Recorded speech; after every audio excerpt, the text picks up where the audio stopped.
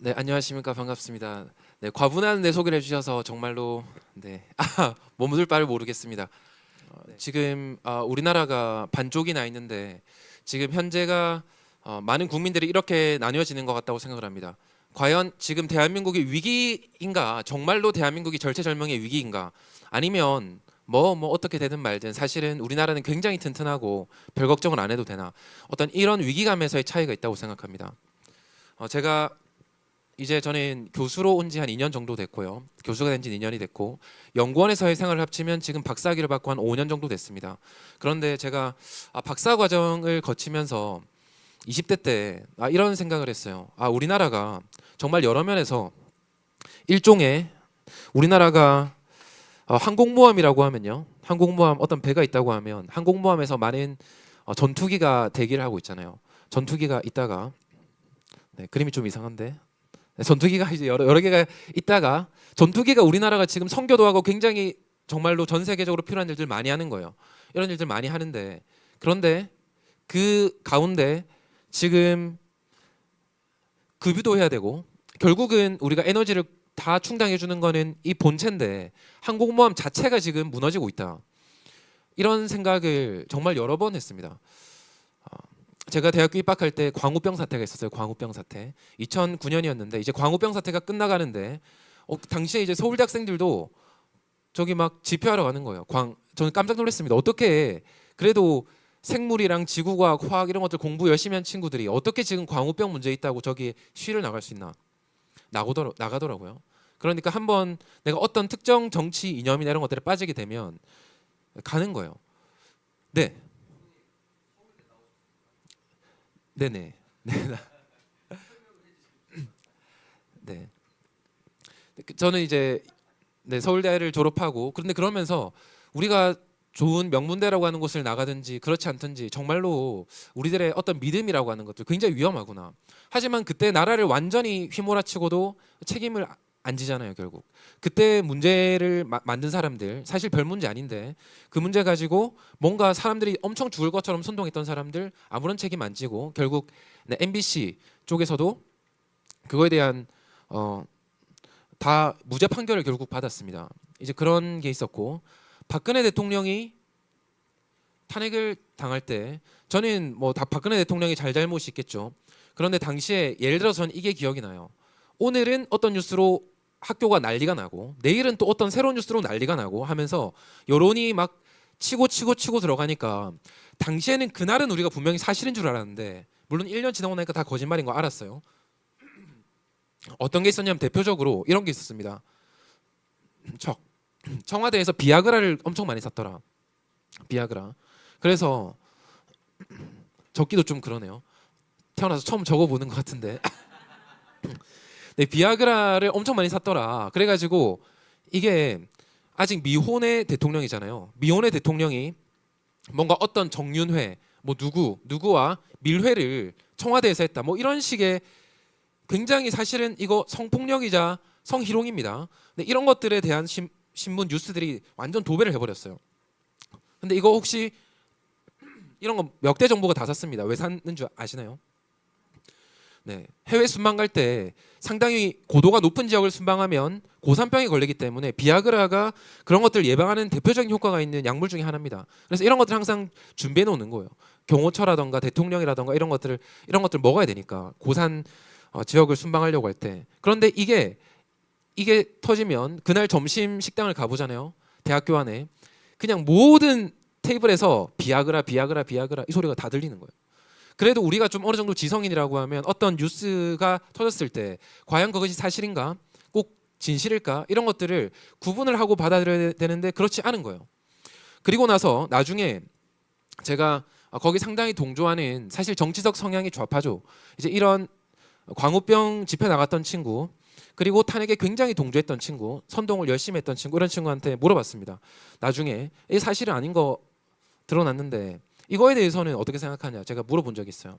궁금해서 이렇게 말하더라고요. 아니 그래도 이명박 대통령이 절차상 뭔가 국민들을 충분히 설득하지 않고 하려고 하다가 생긴 문제니까 이명박 대통령의 책임이다. 이렇게 하는 거예요. 그리고 탄핵 사태에 대해서도 물론 사실이 아닌 면들도 있겠지만 그래도 그만큼 문제가 많았기 때문에 세월호 의혹이라든가 이런 게 다 있었기 때문에 그것도 박근혜 대통령 다 책임이다. 본인이 무능하고 불통하기 때문에 생긴 문제다. 물론 상당히 동의가 가는 면도 있습니다. 그런데 이런 식으로 우리가 지식인 사회까지 나중에 지나서 거짓말인 걸 알고서도 그거를 별거 아닌 것처럼 여기고, 그리고 비정상을 이제는 너무 많이 하다 보니까 그게 정상인 것처럼 여기는 것처럼 가는 거는 정말로 위기다. 그래서 이번 사태도 저는 이렇게 봤습니다. 저는 윤석열 대통령도 이번에 계엄한 것도 저는 그냥 멀리서 평론하는 것도 아주 아름답다고 생각해요. 멋지다고 생각해요. 그렇잖아요. 그냥 계엄은 너무 과했고 참 갑자기 뜬금없었다. 뜬금없죠. 진짜 놀랐어요. 이게 무슨 일이지 도대체? 어떻게 계엄을 우리가 생방송으로 보고 있지? 당황스러운데, 근데 시간이 지나고 대통령의 담화문이 또 나오고 하는 상황 속에서 보니까 정말로 내가 이거를 그래 뭐 너 좀 참 잘한 것도 있는데 못했어. 완벽하지 못했고 그리고 어리숙한 면도 많고 어쩌고 저쩌고 제가 평가하는 거는 정말로 제가 그리스도인으로서 정말로 부끄럽다. 이런 생각을 하게 됐습니다. 제가 생각하는 대한민국의 현실을 제가 몇 가지를 좀 말씀드리려고요. 제가 특히 이제 전공이랑 관련해서도 조금 아는 내용들 조금 말씀드리려고 합니다. 우리나라가 왜 위기인가? 저는 이번에 이런 생각을 했어요. 우리가 안보도 위험한데 경제적으로도 이번에 우리나라가 잘못 고꾸라지면 다시 일어날 수 없을 수 있다. 우리가 베네수엘라나 아르헨티나 이런 나라 보면서 굉장히 우리가 비웃고 살았는데 농담이 아니잖아요. 진짜 사람이 굶어가지고 국민들의 평균 몸무게가 몇 년 만에 평균 몸무게가 막 10kg씩 줄어요. 못 먹어서 굶어서 10kg가 줄어드는 거예요. 못 먹어서 굶어서. 이게 어떤 상황인지 감이 안 오죠. 제가 우리나라의 위기에 대해서 말씀드리려고 하는데, 하나는 우리 기술에 대해서 저는 말씀드리고 싶어요. 혹시 중국 아직도 이런 생각하고 계신 분 있나요? 중국 어차피 짝퉁이고 그리고 별거 아니다. 중국 기술력 없다. 혹시 이렇게 지금도 그렇게 생각하시는 분 혹시 생각해요? 그리고 뭐 사다 보면 장난감부터 해서 육아용품부터 해가지고 굉장히 반도체, 핸드폰, 요즘에는 TV 이런 것까지 과연 한국산이 지금 중국산보다 정말 낫다고 말할 수 있어요. 제가 하나 사례를 말씀드려 볼게요. 지금 삼성전자가 핸드폰 사업부, 무선 사업부 쪽에서는 그래도 폴더블 폰, 폴드 이거를 나름대로 열심히 하고 있잖아요. 폴드 나름 여러 가지 기술 중에서 우리가 먼저 시도를 했고 이거를 먼저 장악하겠다라는 거예요. 1년에 폴드 아닌 플립 이쪽 시장이 1년에 막 50% 100%씩 성장합니다. 그런데 아직 애플은 이거를 시작을 안 했어요. 아마도 내년 하반기 때 처음 제품이 나온다고 합니다. 2026년 말에. 그래서 이 시장이라도 우리가 먼저 잡겠다. 사실 지금 애플에 비하면 뭐 영업이익이 삼성전자 무선사업부랑 차이가 엄청나잖아요. 여기를 잡겠다고 했는데 지금 어떤 일이 벌어졌냐? 중국에서 이번에 작년이죠. 폴드 6를 내놓으니까 미국에서 중국의 폴더블 폰들을 내놓기 시작했습니다. 바로 기다린 듯이 해서 한번 검색해 보세요. 폴드 시장에 아너 매직 V3라고 하는 모델이 있습니다. 이걸 바로 냈는데 유럽 시장에서 갤럭시 폴드보다 바로 유럽 시장에서 중국 폴드 시장이 완전 굉장히 고가 상품 시장이에요. 그런데 여기서 바로 유럽에서 점유율 1위가 바로 중국으로 넘어갔습니다. 근데 이게 뭐 올해 만의 문제는 아니에요. 근데 올해 이게 결국 점유율까지 밀리게 된 거예요. 근데 이게 도대체 왜냐? 여러분들이 언젠가 한번 찾아보셨으면 좋겠습니다. 이거 우리나라 폴드폰 살면 요즘에 친환경이라고 하면서 꽉 안에 충전기도 안 주잖아요. 해서 240만 원, 250만 원 이렇게 팔아요. 지금 폴드폰. 그런데 중국 폰은 뭐 친환경 이런 거 신경도 안 씁니다. 한 160만 원, 170만 원 하는데 안에 막 75와트 충전기 들어가 있고 뭐 별의별 부속품 다 들어가 있고 박스가 이따만해요. 그래도 유럽 사람들 생각해 보세요. 이런 사람들이 과연 그래도 비슷한 품질에 가격이 좀 비싸면 그래도 삼성 핸드폰을 사줄까? 사줍니다. 왜냐하면 그래도 브랜드 가치가 있잖아요. 그래 중국이라고 하는 거 찝찝하잖아요. 우리나라도 찝찝하지만 유럽 사람들도 찝찝하거든요. 중국한테 내 정보가 넘어갈 수 있다는 거. 그런데 가격이 압도적으로 싸죠. 그리고 하드웨어도 훨씬 얇아요. 훨씬 얇은데 배터리 용량이 더 많아요. 거기다가 소프트웨어조차 우리가 핸드폰 딱 열고 클릭하고 이렇게 할 때 자연스럽게 막 전원하는 이런 것들 있잖아요. 이런 것들은 우리가 굉장히 약간 감성적인 거죠. 옛날에 애플이 이런 거 잘한다고 했는데 삼성 갤럭시 폴드랑 아너 이런 것들 비교해 보면 훨씬 자연스러워요. 아너가. 그런 면들 많습니다. 그러면 우리가 가격도 비싸, 구성품들도 훨씬 어쩌면 모자라, 배터리 용량도 적어, 화면도 더 작아, 더 두꺼워, 소프트웨어 기술도 딸려. 그러면 아무리 유럽 사람이라고 해도 유럽 사람이 한국을 조금 더 좋게는 봐주겠지만 바로 점유율이 박살나는 거예요. 현실입니다. 우리가 반도체, 올해 이제 막 반도체 위기라고 하는데 반도체는 절대 불멸로 중국한테 안 진다. 과연 그럴까요? 잘 모르겠습니다. 제 전공은 전력전자라고 하는 분야예요. 전기 자동차, 그리고 태양광, 풍력 발전, 모터 드라이브 뭐 이런 것들 많이 하는데 가전제품에 들어가는 세탁기, 뭐 엘리베이터 막 이런 것들 다 구동하는 그런 정밀 제어를 하는 전공입니다. 한국이 상당히 잘했어요. 근데 알고 있습니다. 뭘 알고 있냐? 몇 년 전부터 제 전공 이 분야에 대해서 중국을 사실은 이기기 굉장히 어려워요. 사실 뭐 우리가 솔직하게 인정해야 돼요. 우리 수도권에 있는 대학에서 졸업하는 우리 분야의 대학원 박사, 석사생 다 싹 다 합친 게 중국의 우리나라로 치면 대학 가기가 거의 서울대만큼 가기 어려울 수 있어요. 절강대, 절강대 이런 곳에는 이 모든 졸업생이 한 대학에서 졸업을 해요. 그 정도로 이게 나라의 발전에 필요하다. 중국은 집중해서 막 육성시켜 버립니다. 학생들이 아직 헝그리 정신이 있잖아요. 열심히 해요 정말로.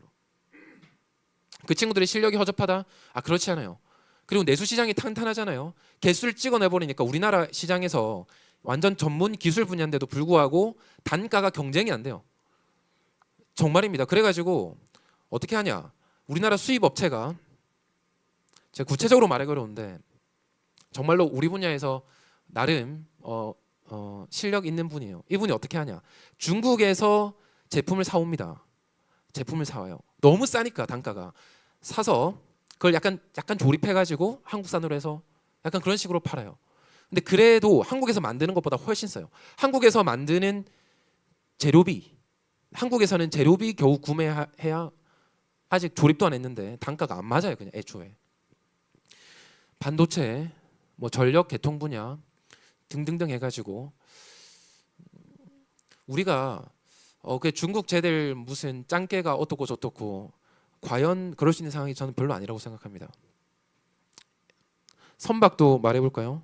저는 특히 제가 우리 전기 분야에서도 전기 선박을 많이 저는 했습니다. 그런데 그러다 보니까 조선소랑 많이 일을 했습니다. 지금 전 세계의 선박의 수주량 점유율이 중국이 한 50% 됩니다. 중국이 50%. 우리나라가 뭐 선박 조선 산업, 쉽빌딩 산업입니다. 쉽빌딩 산업을 우리나라 상당히 잘한다고 했죠. 그런데 연간 배 만드는 거 보면 중국이 50%, 한국이 한 20에서 5에서 30%, 좋게 쳐주면 30% 정도 만들어요. 중국한테 많이 따라잡혔죠. 어떤 선박은 우리나라가 조금 더 잘 만듭니다. 그런데 중국이 압도적으로 많이 만들고 있어요. 그리고 이 중에는 내수의 군함, 함정 이런 거 포함됩니다. 따라잡혔죠. 이런 것들도 사실은 냉정하게 평가하자면 우리가 자위하는 걸 넘어서서 현실을 바라보자는 거예요. 따라잡혔습니다. 자, 이런 현실 속에서 이번에 환율이 막 치솟잖아요. 1,400원, 1,500원 올라가는데 이게 무슨 말이냐면 간단하게 말해서 지금 계엄 때문에 그리고 그 이후에 탄핵 정국 때문에 나라가 너무 불안정하잖아요. 그것 때문에 올라가는 것도 있겠지만 한편으로는 우리나라의 돈의 가치가 우리나라의 제품을 외국에서 사줘야 우리나라의 돈의 가치가 있는 거예요.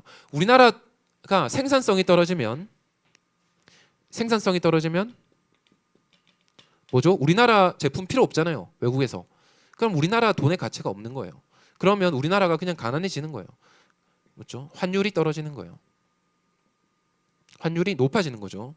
1,400원, 1,500원 올라가서 나는 똑같이 연봉을 3천만 원 받았다고 생각했는데 이제 달러로 환산하면 점점 가난해지는 거예요. 근데 이게 보세요. 우리가 자유시장 경쟁을 통해서 전 세계에서 중국이랑 맞짱을 뜨겠다. 해봅시다. 만약에 자 그러면 핸드폰 시장도 삼성전자가 뭔가 열심히 하고 있을 겁니다. 점점 적어도 따라잡히고 있다는 데에는 우리가 동의할 수밖에 없어요. 오래전에 일본산 제품이 미국에서 가전제품 이런 매장 같은 데 가면 진열이 쫙 돼 있었어요. 근데 그게 이제 다 들어가고 지금은 LG, 삼성 TV가 깔려 있잖아요. 근데 TV도 OLED, OLED 그래도 기술력 있는 거라고 했잖아요. LCD 시장은 이미 중국한테 다 넘어갔고 지금 OLED 시장 점유율 그리고 출하량 이런 것도 중국한테 이제 따라잡히고 점점 이제 삼성, LG TV가 이제 구석으로 들어가고 중국 TV들이 이제 미국의 전면으로 이제 나오고 있는 중입니다. 자 그런 거 우리가 전 세계 시장에서 중국이랑 그대로 맞짱을 뜨겠다. 반도체, 뭐 선박. 그러면 우리나라가 어디로 가냐? 중국보다 우리가 잘 사는 이유가 뭐죠? 우리가 왜 중국보다 잘 살아야 되죠? 중국보다 만드는 것도 잘하는 거 아니야? 그냥 자유시장 경제에서 한번 붙어보자. 그러면 우리나라가 왜 우리나라 사람들이 더 잘 먹고 잘 살고 의식주가 해결되고 중국 사람들보다 왜 누려야 되죠? 어떤 우리나라가 그러면 잘난 게 뭐라서 우리가 정말로 축복 가운데 어쩌면 살았는데 우리가 도대체 우리나라 한국 사람들이 뭐가 그렇게 잘나서 자 근데 이제 이런데 국제 정세가 어떻게 가냐라고 하면 어쩌면 우리나라한테는 하나는 기회입니다. 우리나라가 지금 국제 정세를 보니까 지금 자유진영이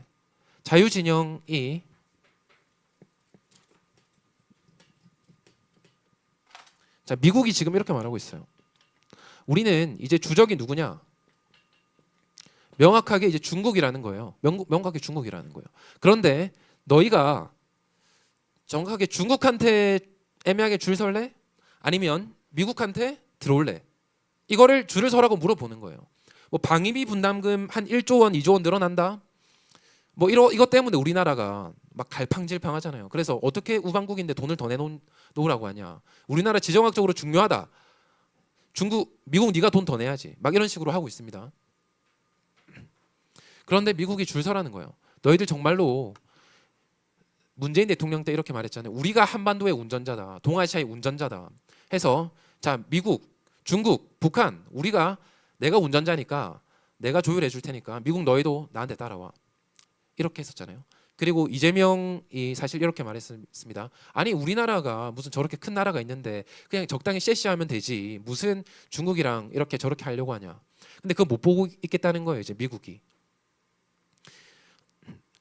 트럼프 대통령 당선되고 나서 이런 일이 있었습니다. 바로 처음으로 트럼프 측에서 우리나라 정부에 요청한 게 바로 미국의 군함을 지금 만들어야 돼요.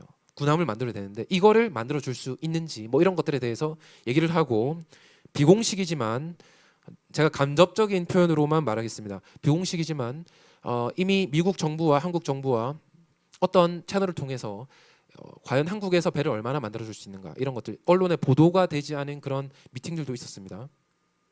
근데 이제 거기서 그 관련된 얘기를 좀 하자면 이렇게 됐어요. 미국의 헤리테이지 재단에서 내놓은 프로젝트 2025라고 하는 보고서가 있습니다. 거의 1000페이지가 되는 보고서인데 Mandate for Leadership이라고 해서 이 다음에 우리나라 미국 대통령, 공화당 그리고 보수 그리고 앞으로 미국을 이끌어 나갈 대통령은 이걸 고려해야 된다. 사실 이런 내용이에요. 근데 그 안에 내용이 뭐 교육 내용, 국방 내용, 외교 내용 다 있는데 국방에서 우리가 지금 이제 해군력이 중국한테 밀리고 있다. 우리나라가 최소한 355척에 지금 미국이 세계 2차 대전 때 해군력으로 제패를 한 거예요. 우리나라는 공군이랑 육군, 육사가 원래 대장이었죠. 그런데 미국은 해군이 최고입니다. 해군이 전 세계를 뭐로 누비냐? 해군으로 누비는 거예요. 355척의 군함을 만들어야 되는 거예요. 군함 한 척이 얼마냐? 한 척이 얼마냐 하면 군함은 싼 게 한 뭐 몇 조입니다. 몇 조입니다. 좀 비싸면 10조 넘어가 버려요. 10조 원 넘어가 버려요. 이게 얼마 시장이냐? 이거를 우리가 노후된 지금 함정이 많기 때문에 지금 한 10년, 20년 내에 몇 천조 원치의 지금 군함을 만들어야 되는 거예요. 근데 이게 문제가 뭐냐면 지난 몇십 년 동안 미국은 스스로 군함을 건조할 수 있는 능력을 잃었어요. 인건비가 너무 올라갔고, 그리고 정부 보조 사업이나 이런 것들의 뭐 폐해 중에 하나죠. 이것들이 유지가 되지 않게 굴러온 거예요 지금. 그래서 미국이 제대로 수리가 안 돼가지고 지금 배를 못 쓰는 배가 있을 정도로 지금 심각한 상황입니다. 새로운 배를 만들어야 돼요. 근데 이걸 보니까 미국의 원래 법이 무슨 법이 있냐, 미국 영토 내에서만 함정을 만들 수 있어요. 근데 이 법을 이제 바꾸겠다는 거예요. 그래서 12월 초에는 이런 법안이 나왔습니다. Ships for America라는 게 있어요. 이거는 미국의 민주당과 공화당이 양당에서 발의해서 만든 건데, 지금 우리나라 능력만으로는 절대 이걸 만들 수 없다. 그러니까 우리나라의 우방국을 활용해서도 미국 군함을 만들 수 있도록 법을 좀 바꿔야 된다. 우리나라 영토 안에서만 만들자고 하니까 절대 중국을 못 따라가는 거예요. 이러다가 세계 패권이 넘어가게 생긴 거예요. 자, 이거를 얼마 전에 발의했습니다. 근데 그 전에 우리나라랑 소통하면서 이걸 만들어줄 수 있는 나라 사실상 한국이랑 일본이 있다 이렇게 보고 있어요. 한국이랑 일본이 있는데 한국한테 접촉하면서 사실 그 하루 종일 회의에서 어떤 얘기가 오갔다고 알려져 있냐 하면, 너희들 생산력 있어? 우리가 도면 주고 우리 필요 요구 조건 했을 때 너희 이거 만들 수 있어? 납기 지킬 수 있어? 이런 거 물어보지 않았어요. 뭘 물어봤냐면 너희 보안 지킬 수 있어? 이거 물어. 지금 우리나라의 어쩌면 주적은 지금 중국인데 너희들 이 정보가 중국에 안 넘어갈 거라고 어떻게 보장해? 이거예요. 미국이 정보력이 상당합니다. 이미 우리나라 법률 같은 거 다 정리해가지고 이렇게 한 거예요. 우리나라 지금 어떤 문제 있는지 아세요? 우리나라 노동법 진짜 셉니다. 민주노총이 심지어 자기 회사가 아닌데도 민주노총 간부나 조합원들이 남의 회사에 출입해도 처벌 못합니다. 법적으로 굉장히 어렵게 돼 있어요. 지금 사업주가 내가 엄청나게 심대한 타격을 입었다는 거를 증명을 해야 돼요. 효율적인 영업에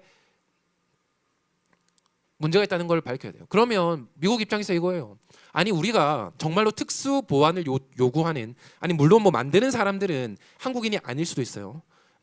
조립하고 무슨 용접하고 이런 사람들 일부는, 보안을 나머지는 카메라 못 들고 가게 어떻게 하면 되잖아요. 일부만 만들고 수리하는 사람은. 근데 적어도 우리 설계 도면을 볼 수 있고 그런 핵심적인 어떤 영업장에서라도 이게 중국 간첩한테 넘어가면 안 되는데, 민노총이 지금 간첩 문제 많잖아요. 그렇죠? 민노총 전부가 그렇다는 게 아니고 그런 문제가 많습니다. 그런데 민노총 간부가 언제든지 들락날락하면서 뭔가 찍어가거나 뭐 그렇게 할 수도 있는 거예요. 근데 그 문제 해결할 수 있냐라고 물어봤는데 해결 가능할까요? 사실 어려워요. 그래서 이미 우리나라가 법적으로 보장돼 있는 거를, 제가 너무 디테일하게 넘어가면 안 되겠네요. 바꾸기 어려우니까 어떻게든 우리가 해결해 보겠다, 뭐 이런 식으로 또 논의가 있었습니다. 그런데 이번에 윤석열 대통령이 이런 얘기했죠. 지금 우리나라 간첩법이 어떻게 돼 있냐, 간첩의 대상이 지금 북한, 우리 주적인 북한 대상으로만 간첩법으로 뭔가 처벌을 할 수 있게 돼 있어요. 그런데 이번에 뻔하죠. 사실 미국이 이미 약간 한국은 쉽지 않다, 이미 이런 식으로 발 빼고 있다라는 말도 하는 사람도 있습니다.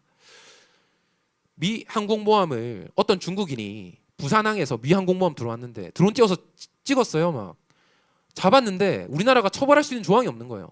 왜냐하면 우리나라 간첩법은 북한을 대상으로 한 간첩 행위만 잡게 돼 있으니까. 근데 지금 우리나라도 중국 산업 스파이도 장난 아니잖아요. 그래서 간첩법을 개정하려고 했어요. 북한뿐만이 아니라 중국이나 러시아나 다른 제3국에 대해서도 간첩 행위라는 사람을 뭔가 처벌하거나 수사할 수 있도록. 근데 이거 민주당이 12월 계엄 있기 전날 12월 2일에 거절했잖아요. 아마 윤석열 대통령이 이 말 안 했으면 몰랐을 겁니다. 거의 대부분이. 그러면 지금 우리나라 조선산업도 우리가 정말 너희들 시장 경쟁에서 단가 경쟁 해가지고 중국보다 더 싸게 더 잘 만들 수 있냐라고 하면 글쎄요. 점점 따라잡히고 있는 거예요 사실. 근데 우리가 지금 이 중국을 주적으로 또 삼는 이런 자유 문명, 서구 문명을 지키고자 하는 이 대열에 합류를 한다고 하면 그래도 중국은 배제하고 이 안에서 우리가 앞으로 기회가 있는 거예요. 사실 상당한 기회가 있는 거예요. 우리나라가 살아날 수 있는 기회가 있는데, 우리나라가 지금 선택을 잘못하면 어떻게 되냐? 말씀드렸지만 중국보다 왜 잘 사는 거예요, 우리나라가 도대체? 저는 이해하기 어려워요. 우리나라가 일을 더 열심히 해요? 그렇지 않죠. 지금 미국 사람들이 우리나라보다 GDP 2배 이상 더 잘 사는 미국 사람들이 일론 머스크가 아니 우리는 100시간이고 120시간이고 일을 해서라도 우리는 필요한 것들을 만들고 세계 혁신을 이끌겠다 이렇게 하는데 우리나라는 주 52시간 너가 아무리 열심히 일하고 싶어도 52시간 더 이상 일하는 거는 인권 침해야. 이렇게 하는데 다 박수치고 있잖아요. 이거에 대해서 굉장히 심각한 문제라고 하루 이틀 떠들다가 언론이 별로 계속 민주노총 편들어 주니까 어느 순간 우리 이거 문제 삼고 있지 않습니다. 하지만 열심히 일하시는 분들 사실 여기 이 안에 계신 분들도 주 52시간 이상 일하시는 분들 많죠. 자, 이렇게 가면 제가 조금 잘 아는 조선 산업에 대해서 말씀드렸지만 보세요. 이거 그럼 전부 다 일본한테 갑니다. 저는 신기해요. 그렇게 반일 운동하시는 분들이 그렇게 일본한테 나쁜 일 일본 너 친일파냐 막 이런 식으로 낙인 찍고 하시는 분들이 결국 우리나라가 중국에 샤바샤바 하다가 미국이 더 이상 못 믿겠다. 이 나라는 법도 바꿀 수도 없고 중국 간첩도 못 잡는 나라다. 이렇게 해서 이 모든 것들을 일본한테 줄 수밖에 없다고 하면 이거 누구 탓인가요? 민주노총이랑 지금 친일파 타령하는 사람들 그 사람들이 말은 친일파 하는데 일본 좋은 일 다 시키는 사람이에요. 전 정말로 나라의 경제가 정말로 위기 벼랑 끝에 몰렸다. 우리 기술력을 봤을 때도 우리나라가 뭐로 먹고 사는 나라죠 도대체.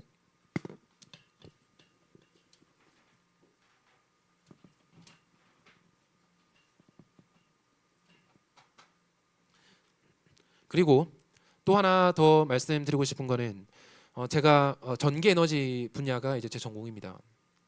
전기 에너지 분야인데 중국이 원자력 발전소를 엄청나게 많이 짓고 있어요. 맞죠? 우리나라도 원자력 기술 굉장히 뛰어난 나라입니다. 원자력 발전소 이게 조금 복잡할까 봐 제가 아주 단순하게 말할게요. 원자력 발전소 하나의 원자로가 1기가와트 정도의 와트라고 하는 단위의 출력을 가지고 있어요. 근데 이거를 하나 만든다라고 하면 원자력 발전 단가가 어떤 사람들이 조작을 해가지고 최재형 국회의원, 최재형 감사원장 때 밝혀냈죠. 문재인 정부에서 억지로 이걸 조작을 해가지고 원자력이 굉장히 비싼 것처럼 사기를 쳤어요. 나중에 다 드러났죠, 사기라는 거. 그런데 원자로 한 기를 지을 때마다 보통 이제 한 원자력 발전소 만들면 여러 기를 짓습니다. 한 기를 지을 때마다 1년에 버는 돈이 1조 원이에요. 1조 원을 아주 단순하게 이 정도 번다고 하면 맞습니다. 50년 굴린다. 50조 원 번 거예요. 왜냐면 원자력이 그만큼 싸서 그래요. 근데 이거 원자력을 10개 짓는다. 그러면 단순하게 말하자면 10조 원을 몇십 년 동안 버는 거예요. 우리나라가 지금 이렇게 원자력 발전소 같은 게 있었기 때문에 굉장히 낮은 단가의 전기로 여러분 근데 전기는 굉장히 놀라운 거예요. 뭐냐 이게 인프라 같은 거거든요. 도로가 깔려 있냐 안 깔려 있냐, 인터넷이 깔려 있냐 안 깔려 있냐, 아니면 우리가 어디서든지 전기를 꽂으면 핸드폰이 충전되냐 안 되냐, 히터가 나오냐 안 나오냐 이런 걸로 그 사회의 삶의 질이 결정되는 거예요. 인프라라고 하는 거는 그 나라의 최소한의 삶의 질을 사실 결정합니다. 아프리카 가보세요. 우리가 선교한다고 어디 가보세요. 그러면 거기는 전기 없죠. 묻죠. 북한 가도 전기가 잘 안 들어오죠. 사람이 살 환경이 안 되는 거예요, 사실. 근데 이게 굉장히 싸고 저렴하기 때문에 우리나라에 막 해외 업체들도 들어와 가지고 그럼 발전료가 다 싼 거예요. 우리가 회사를 운영하는 것도 전기세가 50만 원 들 거 10만 원 들고, 특히 철강 산업, 조선 산업, 자동차 산업 이 전부 다 마찬가지입니다. 반도체 산업, 전기 먹는 하마예요. 전기료가 지금 태양광으로 간다, 풍력으로 간다.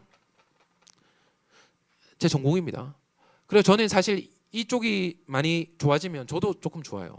왜냐하면 이 안에 연구비가 펑펑펑 쏟아지잖아요. 국가 또 R&D로 해주고. 그러면 여기 부수입이 짭짤해요, 진짜. 우리 분야에 있는 교수님들은 정말 제가 적나라하게 말하는 겁니다. 진짜 그렇습니다. 제가 구체적인 연봉은 말 안 할게요. 근데 대학 교수님들 제가 얘기를 서로 이제 해보면 자기 연봉만큼의 부수입을 못 챙긴 바보라고 해요. 예를 들어서 내 연봉이 뭐 1억이다. 책정된 연봉이 1억인 교수는 연차가 좀 쌓여야 되긴 합니다. 그런데 그거 이상의 부수입은 챙긴다는 거예요. 교수가 명예직이기만 한 것 같은가요?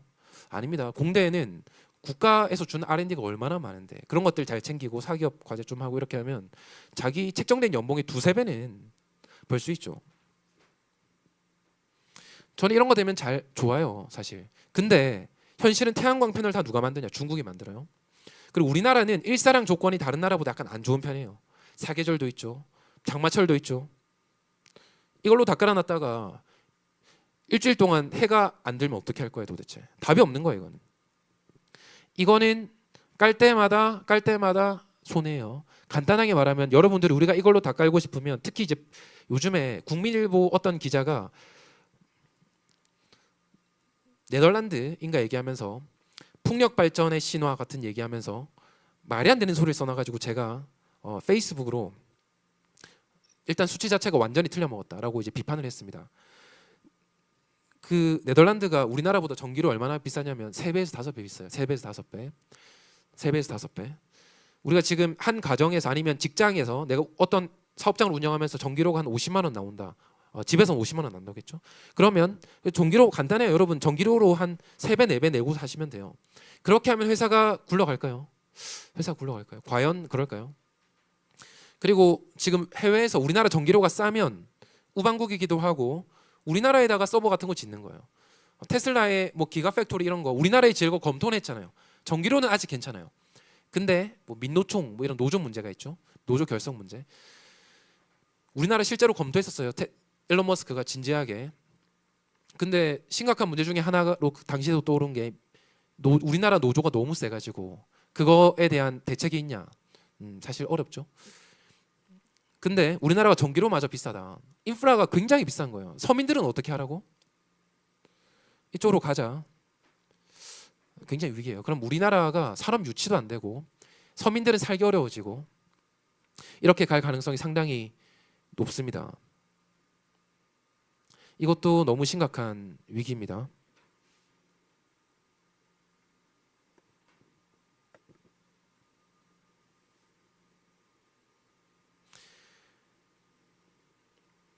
중국의 산업이 다 이제 넘어가고 있는 중입니다. 그리고 몇 가지 더 말씀드리겠습니다. 저는 환율이 올라간 게 어쩌면 우리나라가 이게 일시적인 게 아니다. 1,500원 우리나라가 뭐 생산력이 떨어지면 2,000원, 3,000원도 갈 수 있죠. 그러다가 내가 연봉 3천만 원이었는데 어느 순간 실제로 구매력이 이제 해외 여행을 갔을 때 사실상 우리가 지금 3만 달러라고 하는데 3천 달러 버는 필리핀 같은 나라가 될 수 있는 거예요. 그럼 이제 우리나라가 국민들도 구매력이 엄청 떨어지고 그렇게 될 수도 있겠죠. 물론 그렇다는 거 아니에요. 아직 우리나라의 저력도 있습니다, 분명히. 하지만 그렇게 가고 있다는 거예요. 지금 그런 저출산과 생산성 하락,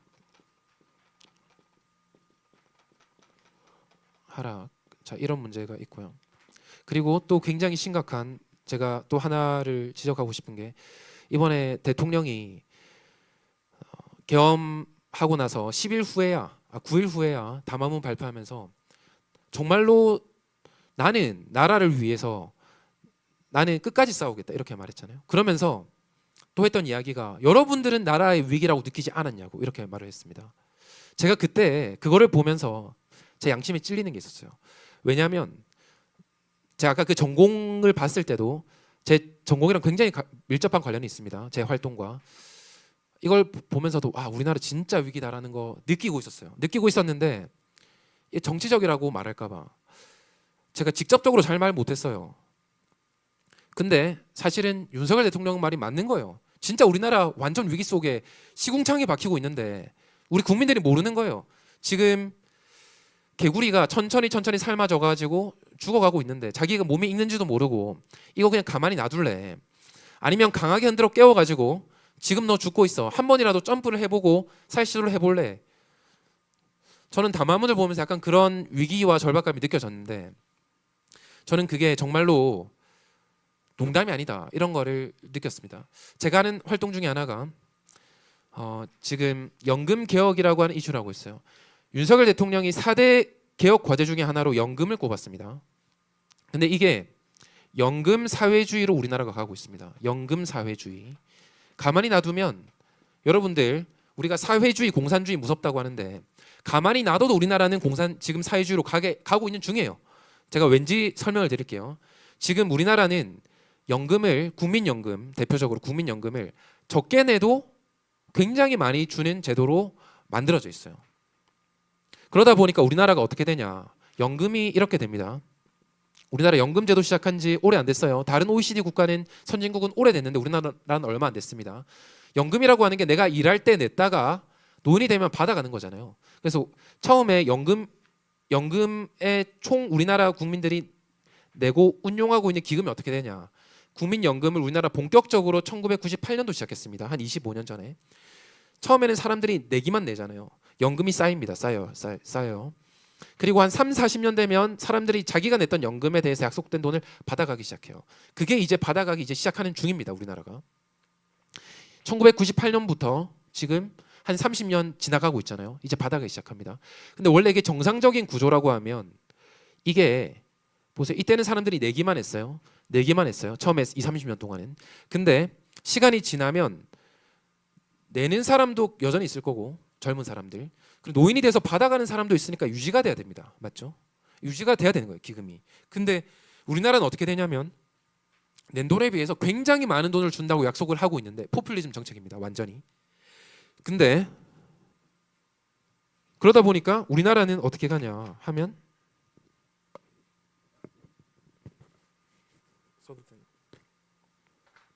우리나라는 이렇게 고꾸라집니다. 고꾸라져요. 굉장히 빠른 속도로 고꾸라집니다. 내가 한 1억을 냈는데 인플레 이런 거 다 빼고 생각하는 거예요. 당장 오늘 2, 3억으로 돌려줄게. 이 정도 수준으로 지금 국민연금이 말도 안 되는 수익률을 약속하고 있어요. 모든 사람에게. 가입한 모든 사람에게. 제가 이거를 연복리로 얼마 전에 보험 설계하는 보험 계리사, 보험을 진짜 제품을 만드는 설계하는 사람이에요. 그 친구랑 제가 따져보니까 지금 여러분들이 연금 보험을 실제 시장에서 가입을 하면 삼성생명이 됐든가 어디에 가서 하면 그게 복리 연 이익률이 한 3%쯤 나옵니다. 근데 지금 국민연금 가입했다. 이게 복리로 치면 얼마씩 더 주는 줄 아세요? 20%를 더 줍니다. 20%. 연 20%의 복리예요. 20% 복리라는 건 뭔 말이냐? 여러분들 20% 복리가 아무것도 아닌 것 같죠? 근데 이런 거 들어봤어요? A4 용지 한 20번 접으면 달나라까지 간다. 몇 번만 더 접으면 태양까지 간다. 이 복리는 20% 정도로 쌓인다. 이거는 1억이라는 돈을 복리로 10년만 쌓으면 5억, 8억, 20년 쌓으면 30억, 50억 이렇게 가는 돈입니다. 말이 안 되는 수익률 20%는 전 세계의 어떤 투자자도 이런 수익률을 내는 투자자는 존재하지 않아요. 하루 반짝하는 사람은 가능하죠. 하지만 대규모 기금을 운영하는 펀드 매니저들도 뉴욕 월스트리트에서 가장 잘 나간다고 하는 투자자들, 펀드 매니저들도 자기 평생 동안 수익률을 10%를 달성한다. 그거는 펀드 매니저의 10% 이내만 그 정도 운용 가능해요. 근데 그거의 2배를 달성한다? 불가능한 거예요. 이걸 주니까 말도 안 되는 돈을 주니까 우리가 이렇게 고꾸라지게 생긴 거예요, 지금. 근데 자, 이 고갈 시기가 언제냐? 우리나라가 이제 순식간에 다 빼먹고 2055년이 되면 지금 고갈될 거로 예상되고 있어요. 그러니까 지금 아마 지금 여기 앉아 계신 분들도 대부분 여러분들이 은퇴하기 전에 이미 고갈이 됩니다. 그런데 우리나라는 연금 기금이 어떻게 돼 있냐? 자, 이때 지금 연금 내는 사람 있잖아요. 근데 이 사람들 2055년에 고갈이 됐는데, 그리고 노인들도 이때도 여전히 있을 거고. 근데 고갈이 됐어요. 지금 천몇백조 원이나 쌓여 있는 것 같은데 이거 받은 돈에 몇 배나 받아가다 보니까 이제 받아가기 시작하면 순식간에 적자가 진짜 순식간에 쌓여가지고 바닥 나버립니다. 지금 개혁 안 하고 나도 정말 이거 팩트예요, 그냥. 자, 근데 그러면 고갈이 됐는데 2055년에 주기로 약속된 돈은 있는데, 근데 돈이 쌓인 게 없어요. 우리나라 법률로 정해져 있어요. 어떻게 할지. 혹시 어떻게 하는지 들어보셨습니까? 어떻게 하는지? 아니 이미 주기로 약속된 돈이 있는데 쌓아놓은 돈이 없어요. 2055년 되면 다 고갈되고. 어떻게 하냐면 지금 우리나라의 보험료율이 국민연금을 내 월급의 9%를 내게 돼 있습니다. 자, 근데 고갈되면 어떻게 하냐? 부가식으로 전환한다고 명시되어 있어요. 뭐냐면 부족한 만큼 당시에 일하는 사람이 보험료율을 그만큼 올리는 거예요. 보험료율이 어디로 점프하냐?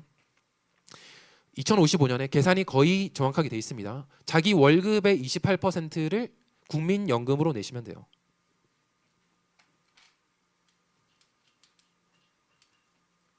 자, 28%.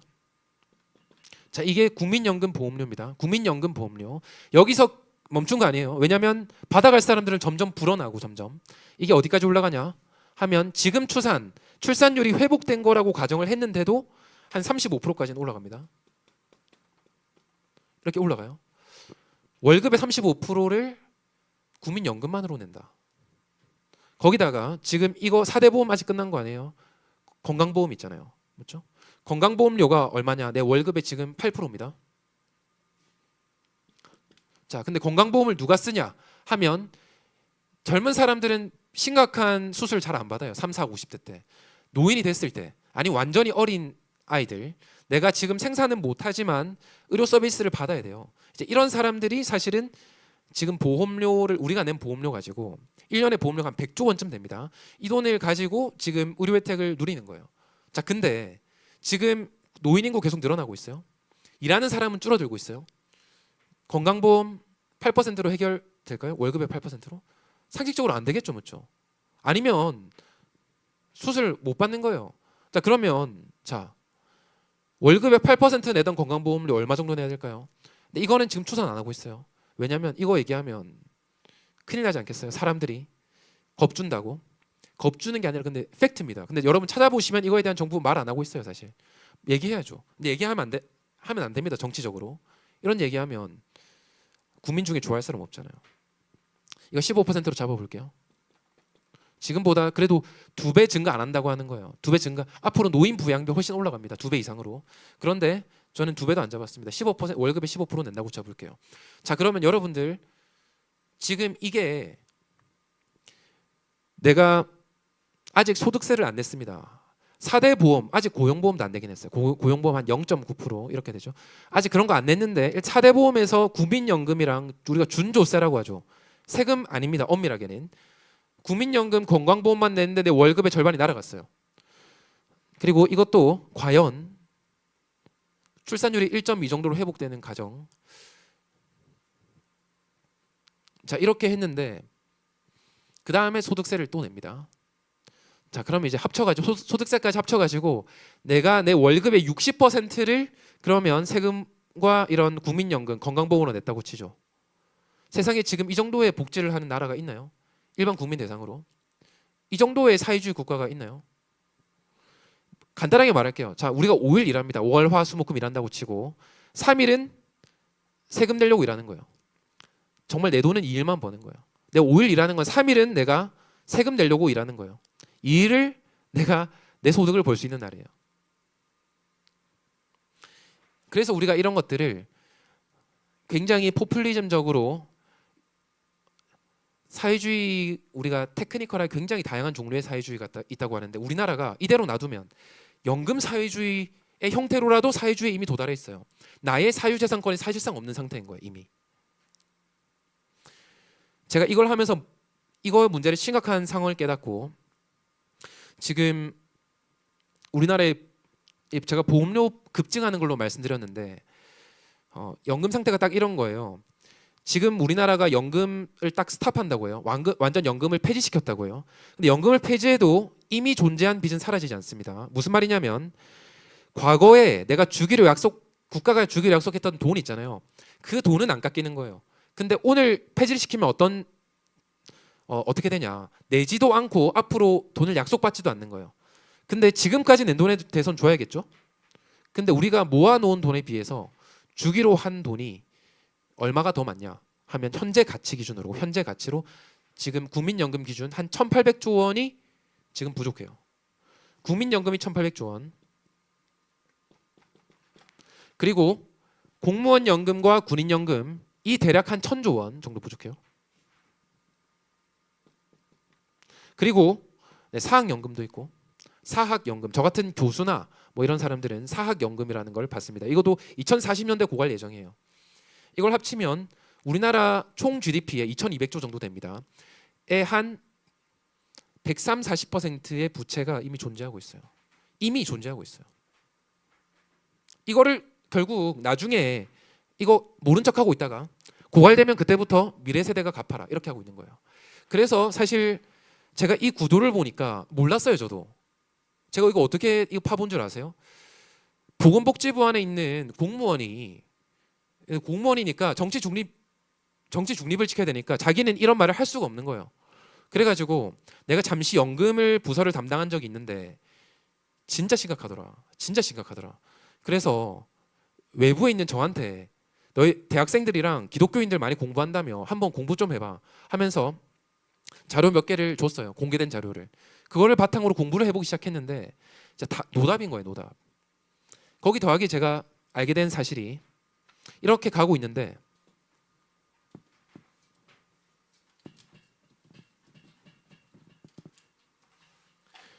자 정말 재밌는 구도를 알았습니다.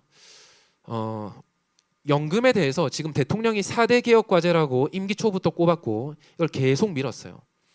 제가 마음이 이해가 가는 거예요. 아 대통령이 사실 이번 제가 경험을 보면서 와 진짜 얼마나 마음이 답답했을까 이런 게 사실 제가 이해가 가는 대목이 있습니다. 제가 이 문제를 알고 우리가 급하게 이대로 놔두면 큰일 난다 해가지고 연금개혁 청년행동이라는 단체를 만들어서 뭔가 목소리도 내고 전문가들과 인터뷰들도 하고 막 별의별 거 막 해오고 있었어요. 지난 몇 달간. 근데 저희가 이거를 열심히 파보면서 문제를 알았어요. 뭘 알았냐? 야당이 있습니다. 거대 야당이 있어요. 자 이런 사람들은 뭘 말하냐? 소득보장론이라는 걸 말합니다. 이거는 뭐냐 하면 물론 지금 그래 부채가 있기는 하지. 근데 그런 거 모르겠고 일단 노인들이 가난해. 더 줘야 돼. 노후가 안정적이어야 돼. 이렇게 하면서 일단 주는 돈 무조건 늘리자라는 입장이에요. 부채 대선 얘기 안 합니다.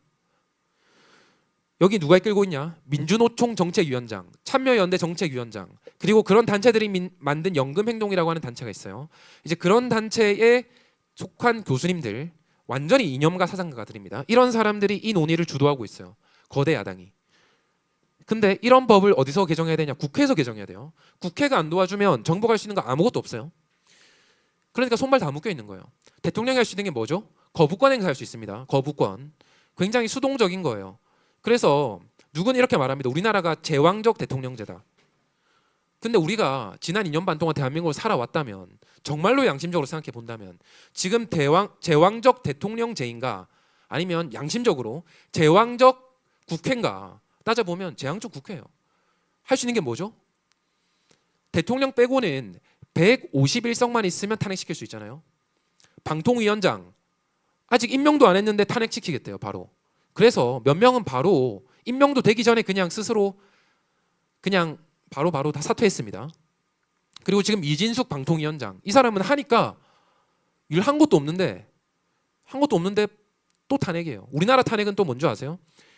거대 야당 사실 거대여도 안 해도 돼. 그냥 과반수만 장악을 하면 이 사람들이 그냥 답도 없이 그냥 무조건 탄핵시킨다.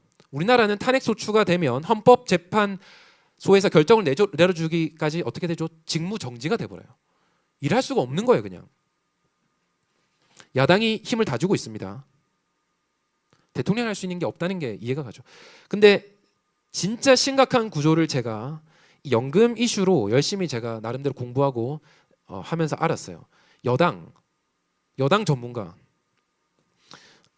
재정안정론이라고 하는데 재정안정 뭐냐? 아 그래 많이 받는 거 좋지. 그래도 이게 지속 가능해야지. 이런 식이에요. 근데 여기가 어떻게 하냐 하면 받는 것도 늘리고 주는 것도 우리가 내는 것도 확 늘려가지고 어떻게든 조금만이라도 연장시키자 이런 식으로 타협안을 냅니다. 타협안을 내요. 타협안을 내는 게 지금 국민의힘 여당의 전문가들의 입지가 정말 이래요. 직접 만나보고 토론도 해봤습니다. 그리고 이번에 정부가 뭘 생각했냐라고 하면 정부 아니에요. 정부 찾아보면 정부안 나옵니다. 여기는 미래 세대의 빚을 어떻게든지 빠르게 줄여주자라는 걸 한 거예요. 여기도 재정 안정인데 타협안이 아니라 우리가 낸 돈에 비해서 너무 많은 돈을 약속받았다. 그러니까 우리가 받는 돈을 약속된 받는 돈을 조금 줄여서라도 미래 세대가 아까 전에 월급의 30%, 40%, 50% 부담하는 거는 과도하다. 받는 돈을 좀 줄이자라는 상당히 강경한 정책이에요. 이거를 말했습니다. 윤석열 정부가 사실 제가 이걸 알고 있어요. 근데 어떤 것까지 아냐? 여당이 대통령 말 안 듣습니다. 이 둘이가 싸워요. 이게 미래 세대가 대놓고 지금 덤태기 쓰게 생겼는데 그래도 정부가 정말로 대의를 위해서 우리가 표는 혹시 부족할지 몰라도 한번 제대로 싸워보자 했으면 이 구도를 보니까 이거는 우리가 명확하게 알리고 싸우면 이길 수 있는 싸움이에요. 근데 야당은 말도 안 되는 주장을 하고 있고 근데 여당이 그렇게 하면 표 안 나와 이렇게 하면서 3파전입니다. 3파전. 국회에서 이걸 싸워줘야 되는데 제가 이거 연금에 대해서 말씀드리는 거예요. 야당과 정부 여당이 힘을 합쳐서 싸워야 되는데 이런 면에서 그리고 미래를 위한 거잖아요. 근데 여당이 정부 너희들은 너무 극단적이야 이렇게 하면서 정부랑 싸우고 3파전을 하고 있습니다. 3파전. 여기가 190석 여기가 108석 그리고 아무 힘 없는 허수아비 대통령. 정부가 뭘 하겠어요? 법을 바꾸는 거는 국회에서 바꿔줘야 가능한데 안 됩니다. 안 돼요. 제가 이거를 그 안에서 진짜 처절하게 봤어요. 정말로. 전문가 제가 한 명 한 명 이름 대기가 좀 그렇습니다. 근데 여당에서 쓰고 있다는 전문가들, 이쪽의 전문가들, 야당에서 쓰고 있다는 전문가들, 정부에서 그래도 이게 더 합리적이라고 하는 소수의 전문가들까지 만나보고 얘기해보고 자료를 뜯어보고 했는데 제가 이걸 보면서 와 진짜 내가 4대 개혁 과제를 나라를 위해서 미래 세대를 위해서 꼽았는데 이것도 동의 안 해주는 여당이 있다. 자 연금 사회주의 이것도 지금 정말 위험했던 거예요.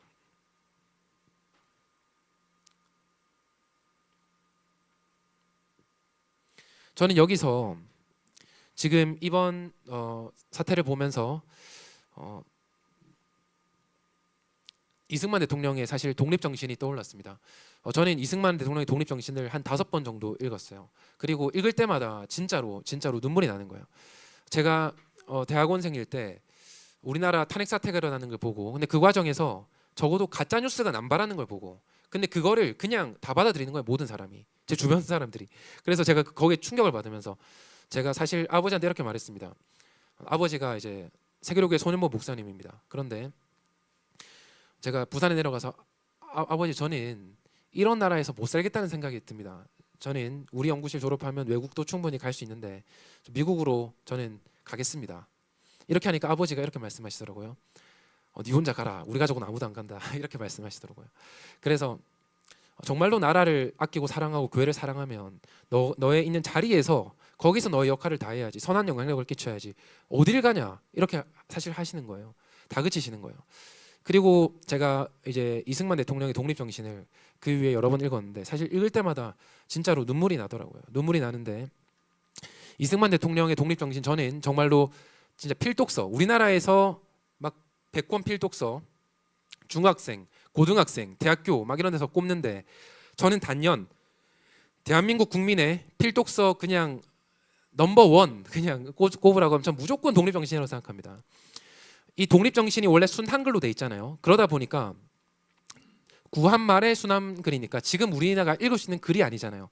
그래서 이거를 20세기 우리 21세기 읽을 수 있는 최근의 그 한글로 번역하고 이제 감수한 박기봉 선생님이 이렇게 평가를 했어요. 조선 왕조 500년 동안 정치 사상서로도 1등, 경제랑 관련된 세상을 말하는 경세서로도 1등, 역사서로도 1등. 어떤 면으로 보나 이거는 조선 왕조 500년에 기록된 그 어떤 서적보다도 최고의 책이다. 이렇게 평가를 했습니다. 저 완전히 동의해요. 그리고 지금 읽어도 우리가 이 안에서 느낄 수 있는 바들이 너무 많죠. 서문에 보면 이렇게 말하고 있습니다. 서문에서 이승만 대통령이 지금 내가 6년 동안 감옥에 갇혀 있는데 지금 세계 정세를 보니까 지금 이 나라가 중국이 됐든 러시아가 됐든 일본에 지금 잡아먹히기 직전인 거예요. 이걸 보면서 어떻게 지금 내가 남자로 대장부로 태어나가지고 여기서 내가 비분 강개하지 않겠냐, 내 마음이 찢어진다 이렇게 말을 하면서 내가 국민들을 깨워보려고, 나는 사실 언제 죽을지 모르잖아요 혹시. 그런 상태지만 내가 원래 한영자전 한영사전을 내가 하고 있다가 내가 더 이상 이 한가하게 어쩌면 나라가 지금 망하기 직전인데 내가 당시 A, B, C, D, E, F 정도를 이제 사전을 편찬하고 있었다고요.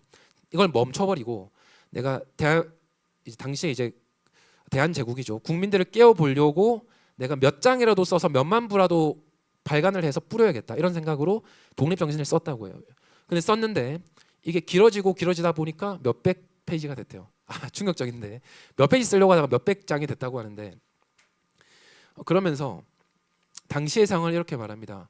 지금 이제 일본이든 어디든 지금 우리가 먹히기 직전이고, 그리고 높은 지위에 있는 사람부터 아래의 지위에 있는 사람까지 일반 백성까지 완전히 썩어버렸다 이렇게 말을 합니다. 그리고 이거에 대한 희망은 어디 있냐, 우리 국민들 한 명 한 명이 지금 우리나라가 처한 상황을 알고 나라를 지키기 위해서 함께 힘쓸 때야만, 한 명 한 명이 깨어날 때야만, 한 명 한 명이 독립정신을 가질 때야만 우리나라가 독립을 할 수 있다. 이제 이런 이야기를 하면서 서문을 쓰고요. 이제 총론부터 해서 1장, 2장, 3장 쭉쭉쭉 들어가는 거예요. 저는 이승만 대통령이 그 독립정신을 썼던 게 기억이 났어요. 과연 우리가 그 140년 전에, 120년 전에 독립정신을 썼던 1904년의 상황과 지금의 상황이, 물론 윤석열 대통령이 저는 얼마나 신실한 크리스천인지 그런 거 잘 모르겠습니다. 그리고 저는 하나님이 어쩌면 윤석열 대통령을 통해서 대한민국의 국민들과 성도들을 흔들어 깨웠다고 생각해요. 지금 죽어가고 있다가 나라가 망해가는지도 모르고, 그리고 교회가 망해가는지도 모르고 있던 수많은 국민들이 지금 뭔가 내가 생각하던 게 아닌가 깨어났잖아요. 그래서 대통령 지지율이 막 20% 가다가 지금 30%, 40% 가잖아요. 저는 그게 윤석열 대통령 개인을 향한 지지가 개인적으로 아닐 수 있다고 생각합니다. 지금 정말로 대한민국이 위기에 처했구나, 그 담화문을 보고 실제로 지금 대한민국이 그 이후에 입법 독재가 얼마나 심한가, 어떻게 공수처가 권한도 없는 게 대통령을 지금 잡아들이려고요. 말이 안 되는 건데 그런 것들 하나하나 보고 막 권한대행 말도 안 되게 탄핵시켜버리고 이런 것들 보고 국민들이 이게 우리가 몰랐을 뿐 진짜로 이게 위기였구나, 이거를 깨닫고 있는 중이라고 봅니다. 그리고 지금 우리가 정말로 이걸 봤다고 하면 우리는 일어나서 목소리를 무조건 내야만 해요.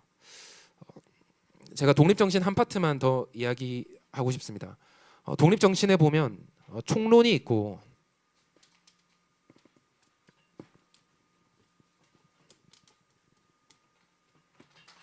이승만 대통령이 아마도 이게 총론이기 때문에 원래 쓰려고 했던 한두 페이지가 아마 이 총론일 거예요. 총론. 이 총론이 뭐냐? 그래, 우리가 나라가 없으면 형제 자매도 없다, 부모님도 없고 처자가 어딨냐, 아내나 남편이나 자식이 어딨냐, 그리고 미래의 자손도 어딨냐.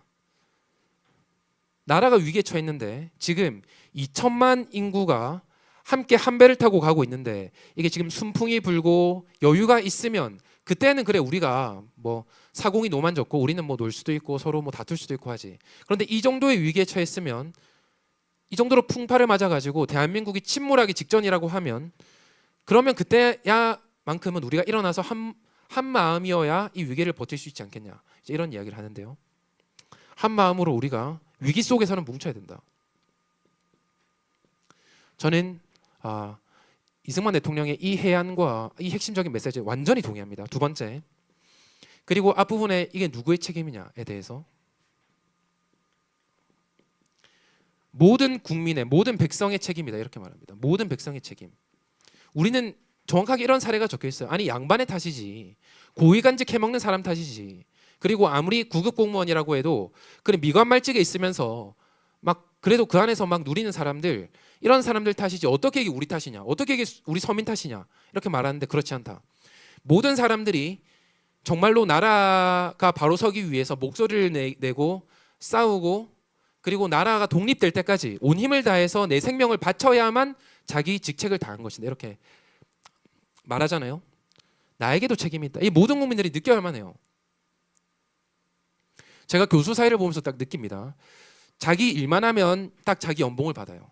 근데 열심히 해가지고 국가 R&D도 따고 막 대학원생들 굴리고 어떻게 하면 부수입이요 자기 연봉만큼 나온다고 했잖아요. 그러니까 현실은 뭐냐? 이 얘기를 보고 있는 공대 교수님들이 있다면 굉장히 기분 나쁠 수도 있습니다. 조심스러운데 내가 돈을 더 벌어야 돼. 내가 공대 교수 이런데도 내가 내 발로 뛰어서 고생하는 것만큼 내가 그 부수입이 나는 거예요.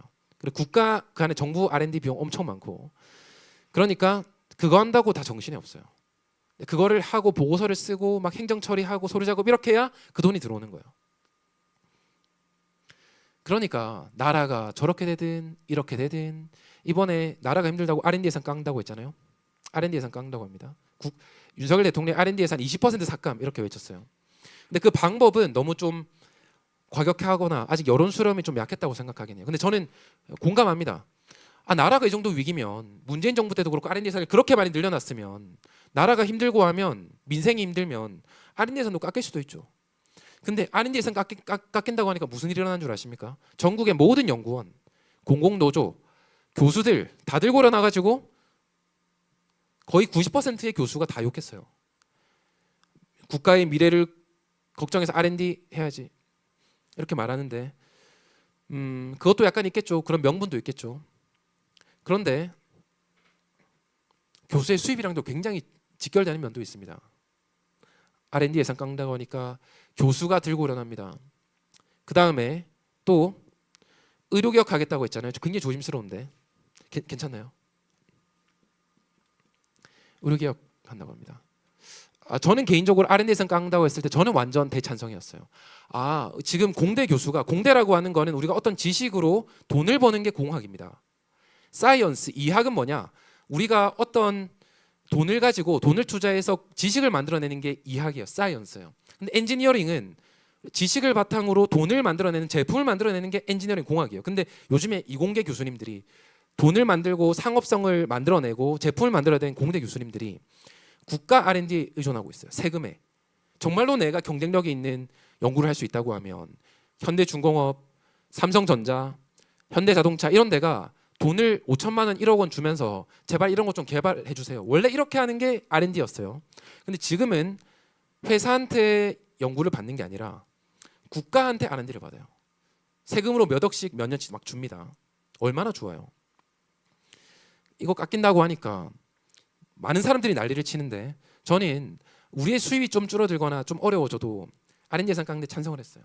의료개혁하면 어떻게 되죠? 의사 숫자 좀 늘리겠다고 합니다. 근데 그것만 있는 건 아니에요. 뒤에 어떤 것까지 있냐? 지금 의대가 6년 다니는데 의대 6년 졸업하면 26살에 국가고시 쳐서 의사 자격증이 생겨요. 의사 자격 국가고시 의사가 드디어 되는 겁니다. 아직 인턴 내지 막 이런 거 공대로 치면 대학원 과정 안 밟았어요. 근데 이 26살이 되면 의대 졸업할 때 피부 미용 병원에서 점 빼거나 레이저, 그래서 우리가 조금 비꼬는 말인 것 같아서 조금 그런데 농담하는 사람들을 레이저맨이라고 합니다. 레이저맨. 인터넷에서 다 이렇게 불러요. 농담 삼아 이렇게 하는데 저는 고생하는 의사분들 폄하하는 게 아니라 딱 졸업하면 이런 데서 세후로 세금 내거나 세후 연봉을 1억 몇 천만 원 줄 테니까 와달라고 메일이 막 옵니다. 왜 그럴까요? 점 빼는 거, 피부 미용하는 거 이런 거 간단해 보이지만 법적으로 의사만 가능하게 돼 있어요. 근데 우리나라 의사 숫자가 굉장히 제한적이잖아요. 그런데 이런 피부 미용 시장이 생겼어요. 그러면 인턴 내지 내가 전문의 과정을 안 거쳐도 연봉을 막 20대에 안정적으로 1억 몇 천을 벌 수 있게 된 거예요. 근데 여러분 서울대 포항공대 카이스트 나와가지고 박사 과정까지 끝나고 해가지고 그 안에서도 상당히 상위 성적 유지하고 삼성전자 가고 SK 하이닉스 가고 현대자동차 가서 벌 수 있는 연봉이 얼마냐? 30대가 돼가지고 그게 연봉 1억이에요. 그런 사람이 부부 맞벌이에서 30대가 돼가지고 버는 돈이랑 그리고 여러분들 그런 대학원 나와도 박사해도 취직한다는 보장 아무도 못 해줘요. 그런데 의사 자격증만 있으면 바로 이게 보장이 돼요. 그러니까 지금 우리가 왜 전문의 하냐? 굳이 고생해서 인턴 내자기 싫다. 산부인과 지금 부산에서 산부인과에서 구하려면 전문의 과정 거쳐가지고 세후 월급 1,500만 원 줘야 돼요. 제가 부산에 있는 의사 선생님한테 물어봤어요. 그게 그 선생님이 직접 말씀하시더라고요. 그러니까 새 전 연봉으로 치면 거의 2억 5천에서 3억을 줘야 돼요. 그거 안 주면 절대 산부인과에서 못 구합니다, 부산에서. 근데 우리가 몇 년 더 고생해서 2억 5천 3억 받으라고 싫어. 그런 거 안 해도 1억 5천 2억은 그냥 버는데 지금 시장이 이렇게 돼버린 거예요. 그래서 피부 미용도 지금 법적으로 의사만 가능한데 의사가 아니어도 가능할 수도 있다. 자, 이런 식으로 의료 시스템도 좀 기형적이었던 부분을 좀 개혁을 하려고 한 거예요. 근데 이렇게 하면 그나마 의사들이 전문의 과정도 가려고 하겠죠. 그리고 필수료도 지원을 하겠다 이렇게 했는데, 자, 이런 것들 일반의만 따고 사실 조민 그렇게 낙제만 했는데 의사 고시는 다 합격하잖아요. 졸업할 때 사실은 다 합격할 수 있도록 시험 문제를 거의 굉장히 쉽게 내줘요, 상대적으로. 낙제를 해도 의사 고시는 다 패스합니다. 그런 사람도 피부 미용만 해도 연봉 상당히 버는 거예요. 근데 이제 그런 것들 개혁하겠다고 하니까 의사가 또 들고 일어납니다. 저는 의사 전반적으로 굉장히 존경해요. 저는 죽을까 말까 한 수술을 20대가 돼가지고 받은 적이 있습니다. 저는 의사 굉장히 존경합니다. 그런데 제가 존경하는 의사 선생님들은 정말로 헌신적으로 환자를 위해서 봉사하고 그러던 분이었던 것 같아요. 근데 내가 이 정도 성적이 되니까, 내가 의대를 갔으니까 앞으로 내가 어떻게 살든지 무조건 난 이 돈 보장받아야 돼. 그런 의사랑은 다르다고 생각합니다. 물론 의료개혁이 다 좋은 것만 있다는 건 아닙니다. 그런 의사들도 있죠. 책임이 지금 지식인층부터 해서 지금 일반 백성들까지 다 있다. 그리고 마지막 이런 얘기를 합니다. 이렇게 비판하는 사람들이 있다. 사내 대장부가 태어나서 당시에 이승만이 이런 얘기를 하니까 감옥에 있던 지식인들이 비판하는 거예요. 자, 근데 너 혼자 그렇게 떠들다가 사내 대장부가 죽어버리면 그게 무슨 효과가 있냐, 이렇게 말하니까 이승만이 이렇게 독립정신하면서 반박하고 있습니다. 우리가 정말로 이게 정말로 공정한 것인가, 의로운 것인가, 이걸 따질 일이지 이 일이 될까 말까 따지는 건 이미 거기서부터 틀린 거다. 정말 이 일이 옳다고 생각하면 당장 해야 된다. 무조건 해야 된다. 이게 되든 안 되든 하는 것이 옳다. 그리고 우리가 이 세상 사는 거는 겨우 50년 100년 뿐이지만 우리에게는 영원한 삶이 있다. 하나님께서 약속하신 삶이 있다. 이런 얘기를 합니다. 근데 과연 지금 저는 대한민국 국민들이, 크리스천 성도들이 우리가 과연 우리 인생의 30년 50년의 미래만 바라보고 있는가, 아니면 영원한 삶과 영원한 공의로운 재판장이 되시는 예수님 하나님을 우리가 마음속에 정말로 가지고 있는가, 믿고 있는가, 이거를 따져봐야 된다고 생각해요. 그래서 이승만 대통령이 여기서 비판을 합니다. 죽으면 무슨 효험이냐, 그래도 효율적으로 해야지, 막 등등등등 합니다. 지금 나서다가 나중에 천천히 전략적으로 하는 게 좋다, 막 등등등에 대해서 이승만이 다 반박하면서 우리에게 아무리 그런 비판이 있다고 하더라도 지금 잠시 영웅처럼 돼봤자 시대가 지나면 얼마나 그 사람이 나쁜 놈이었는가, 비난받는 사람들도 많은가, 이완용처럼. 이런 얘기하면서 지금 일어나서 우리가 한 목소리로 나라를 위해서 일하자, 이렇게 합니다. 그래서 제가 오늘 말씀드린 내용이 대한민국이 위기라는 겁니다. 제가 신앙적으로 얘기할 수 있는 부분도 상당히 있겠지만 제가 오늘 말씀드렸던 거는 어쩌면 정책이랑 관련된 것들, 제 전공이랑 좀 관련된 것들, 그리고 기술, 정책, 국방 이런 관련된 것 좀 말씀드렸습니다. 저는 제가 정말로 어떤 어른들이 이렇게 말하더라고요. 지금 뭐 조평세 박사님도 그렇고 사실 책 읽는 사장님도 그렇고 저도 그렇고 지금 크리스천 30대 40대 이런 커나가고 있는 사람이 있는데 너희들이 지금 낙인 찍히면 안 된다. 그러니까 목소리 내면 안 된다. 너희들이 여기서 지금 굉장히 정세가 불리하니까 목소리 내지 말라라고 조언을 해주신 약간 그런 분들도 계셨습니다. 그런데 제가 아는 정부 안에서 윤석열 대통령 담화문을 또 보고 제가 진지하게 고민을 해봤어요. 정말로 우리가 내가 30년 후를 기약하면서, 우리가 20년 30년 후를 기약하면서 지금